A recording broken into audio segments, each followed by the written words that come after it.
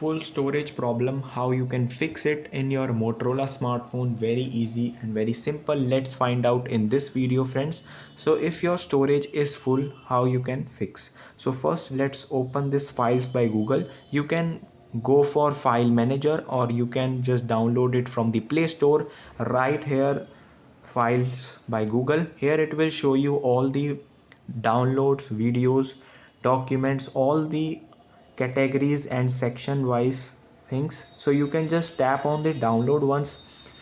Just uninstall or delete the applications that are not useful, and just uninstall them to free up your space. And you have to do a software update if your smartphone also lags in opening applications or hanging your device. Just fix it by updating your software update and restart your smartphone after updating. Then it will fix your storage full problem. I hope you like this video. Thanks for watching.